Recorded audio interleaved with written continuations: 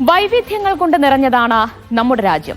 ഭാഷയിലും വേഷത്തിലും വിശ്വാസങ്ങളിലും ഭക്ഷണത്തിലുമൊക്കെയുള്ള വ്യത്യസ്തതകൾ അത് നിലനിർത്തിക്കൊണ്ടുപോകാൻ കഴിയുന്നു എന്നത് തന്നെയാണ് നമ്മുടെ വലിയ വിജയവും. വ്യത്യസ്തമായ ആചാരങ്ങളും അവയ്ക്ക് സംരക്ഷണം നൽകുന്ന നിയമങ്ങളും ഇവിടെയുണ്ട്. വിവാഹം, വിവാഹമോചനം, പിന്തുടർച്ചാവകാശം, ദത്തെടുക്കൽ തുടങ്ങിയ ഓരോ വിഭാഗങ്ങളിലും അത് വ്യത്യസ്തവുമാണ്. ഒരു പ്രത്യേക സ്ഥലത്ത് പ്രത്യേക വിഭാഗത്തിൽ ജനിച്ചവർക്ക് പ്രത്യേക നിയമങ്ങളും ഇന്ത്യയിൽ കാണാം. എന്നാൽ ആ വൈവിധ്യങ്ങൾ ഇല്ലാതാക്കാനുള്ള ശ്രമങ്ങളാണ് ഇന്ന് രാജ്യത്ത് നടന്നുവരുന്നത്. അതിന്റെ ഭാഗമായാണ് ഏക സിവിൽ കോഡ് നടപ്പാക്കാനുള്ള നീക്കങ്ങളും. ഉത്തരാഖണ്ഡിൽ ഇന്ന് മുതൽ ഏക സിവിൽ കോഡ് നടപ്പാക്കിയിരിക്കുന്നു. ഒരുപക്ഷെ മറ്റ് സംസ്ഥാനങ്ങളിലും അധികം വൈകാതെ തന്നെ ഈ നിയമം പ്രാബല്യത്തിൽ വന്നേക്കാം. എന്താണ് ഏക സിവിൽ കോഡ്? നേരത്തെ സൂചിപ്പിച്ചതുപോലെ തന്നെ വിവാഹം, വിവാഹമോചനം പോലെയുള്ളിടത്ത് വിവിധ മതങ്ങളുടെ വ്യക്തി നിയമങ്ങൾ അതെല്ലാം ഇല്ലാതാക്കിക്കൊണ്ട് രാജ്യത്തെ എല്ലാ പൗരന്മാർക്കും പൊതുവായൊരു വ്യക്തി നിയമം എന്ന് വേണമെങ്കിൽ യൂണിഫോം സിവിൽ കോഡ്, അതായത് ഏക സിവിൽ കോഡിനെ നമുക്ക് വിശേഷിപ്പിക്കാം. പക്ഷേ ഇത് നടപ്പാക്കുമ്പോൾ നമ്മുടെ രാജ്യത്തിന്റെ വൈവിധ്യങ്ങളെയും വൈജാത്യങ്ങളെയും എല്ലാം ഇല്ലാതാക്കുമെന്നും അത് ജനങ്ങളുടെ ജീവിതത്തെ അടക്കം ബാധിക്കുമെന്നാണ് ഉയർന്നുവരുന്ന വിമർശനങ്ങൾ. രാജ്യത്ത് UCC നടപ്പാക്കുക എന്നത് BJPയുടെ അജണ്ട തന്നെയാണ്.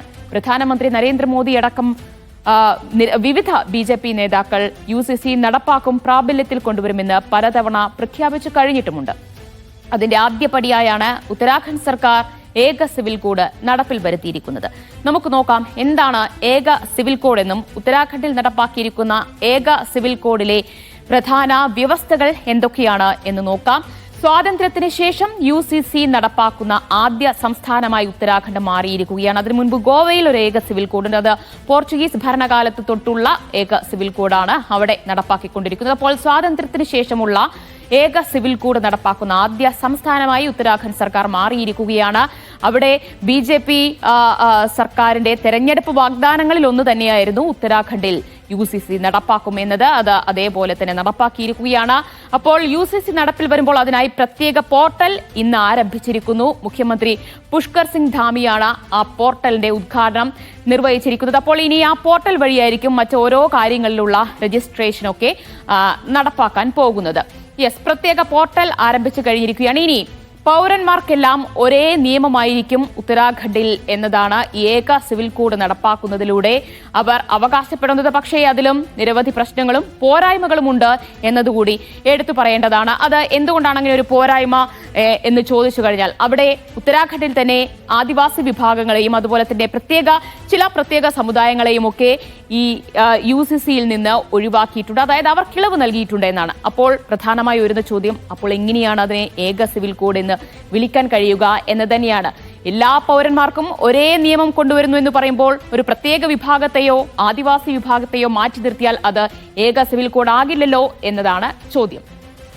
ഇനി നമുക്ക് പരിശോധിക്കേണ്ടത്, നേരത്തെ പറഞ്ഞതുപോലെ ഈ ഏക സിവിൽ കോഡ് ബാധകമാകുന്നത് വിവാഹം, വിവാഹമോചനം, സ്വത്തവകാശം, പിന്തുടർച്ചാവകാശം, ദത്തെടുക്കൽ പോലെയുള്ള കാര്യങ്ങളിലൊക്കെ ഇനി ഓരോ മതപ്രകാരമുള്ള നിയമങ്ങൾ അത് പോരാ, അതിലപ്പുറം ഒരു നിയമം ഏക സിവിൽ കോഡ് വരികയാണ്. ഇനി ഏക സിവിൽ കോഡായിരിക്കും ഇത്തരം കാര്യങ്ങളിലൊക്കെ ബാധകമാവുക എന്നതാണ്. സംസ്ഥാനത്തിന് പുറത്തുള്ളവർക്കും ബാധകമായിരിക്കും. ഇനി ഉത്തരാഖണ്ഡിൽ നിന്ന് പുറത്ത് അവിടെയുള്ളവരായിരിക്കാം, പക്ഷേ പുറത്ത് ജോലി ചെയ്യുകയോ സംസ്ഥാനത്തിന് പുറത്ത് താമസിക്കുകയോ ഒക്കെ ചെയ്യുന്നവരാണെങ്കിലും ഈ നിയമം ബാധകമായിരിക്കും എന്നുകൂടി ഈ UCC അവിടെ നടപ്പിൽ വന്നിട്ടുള്ള UCC വ്യവസ്ഥ ചെയ്യുന്നുണ്ട്. എല്ലാ വിവാഹങ്ങളും രജിസ്റ്റർ ചെയ്യണം എന്ന് തന്നെയാണ് പ്രധാനപ്പെട്ട ഒരു വ്യവസ്ഥ. നമുക്ക് ഏത് മതത്തിലും ആയിക്കോട്ടെ മതാചാര പ്രകാരമുള്ള വിവാഹം കഴിക്കാം, പക്ഷേ എല്ലാ വിവാഹങ്ങളും UCC വഴി രജിസ്റ്റർ ചെയ്തിരിക്കണം. അതായത് ഈ പോർട്ടൽ വഴി രജിസ്റ്റർ ചെയ്തിരിക്കണം എന്നതാണ്. ഹിന്ദു മതമോ മുസ്ലിമോ ക്രിസ്ത്യനോ ഇനി മറ്റേത് മതമോ ആയിക്കോട്ടെ ആ മതത്തിന്റെ വിശ്വാസപ്രകാരവും ആ ആചാരപ്രകാരവും ഒക്കെ നമുക്ക് വിവാഹം കഴിക്കാം. പക്ഷേ വിവാഹം കഴിഞ്ഞ് അത് 60 ദിവസത്തിനുള്ളിൽ രജിസ്റ്റർ ചെയ്യണം എന്നതാണ് ആ നിയമത്തിൽ വ്യവസ്ഥ ചെയ്യുന്നത്. വിവാഹപ്രായവും പ്രത്യേകം അതിൽ മെൻഷൻ ചെയ്തിട്ടുണ്ട്. സ്ത്രീകൾക്ക് 18 വയസ്സും പുരുഷന്മാർക്ക് 21 വയസ്സുമാണ് വിവാഹം കഴിക്കാനുള്ള പ്രായമായി അതിൽ കാണിച്ചിട്ടുള്ളത്. നേരത്തെ പറഞ്ഞതുപോലെ വിവാഹം കഴിച്ചു കഴിഞ്ഞാൽ ഏത് വിശ്വാസപ്രകാരം വിവാഹം കഴിച്ചാലും 60 ദിവസമാണ് നൽകിയിട്ടുള്ളത്. 60 ദിവസത്തിനുള്ളിൽ തന്നെ ഈ പോർട്ടലിൽ രജിസ്റ്റർ ചെയ്തിരിക്കണം എന്നാണ് നിയമം പറയുന്നത്. ആ സമയപരിധി ഈ 60 ദിവസം എന്നുള്ളതിന് ചിലർക്ക് ഇളവുണ്ട്. അതിൽ സൈനികർക്ക്, അതുപോലെ തന്നെ യുദ്ധമേഖലയിൽ ജോലി ചെയ്യുന്ന ഉദ്യോഗസ്ഥർക്കൊക്കെ അതിൽ ചെറിയ ഇളവ് നൽകിയിട്ടുണ്ട് എന്നാണ്. 60 ദിവസം കഴിഞ്ഞായാലും അവർക്കൊക്കെ രജിസ്റ്റർ ചെയ്യാനുള്ള ഒരു അനുമതി ഉണ്ടാകും എന്നതാണ്. യെസ്, മറ്റൊന്നുള്ളത് ബഹുഭാര്യാത്വം, ഭർതൃത്വം എന്നിവ നിരോധിച്ചിരിക്കുകയാണ്.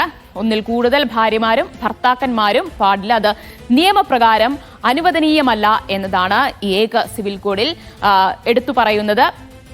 മറ്റൊന്നുള്ളത് വിവാഹമോചനത്തിനും ഇനി ഏകീകൃത നടപടി ക്രമമായിരിക്കും എന്നതാണ്. എല്ലാ പൗരന്മാർക്കും ഒരേ ഒരു നിയമമായിരിക്കും, വിവാഹത്തിനായാലും അതുപോലെ തന്നെ വിവാഹമോചനത്തിനായാലും. മറ്റൊന്നുള്ളത് നോക്കാം. ലിവ് ഇൻ റിലേഷൻഷിപ്പും രജിസ്റ്റർ ചെയ്യണം എന്നതാണ്.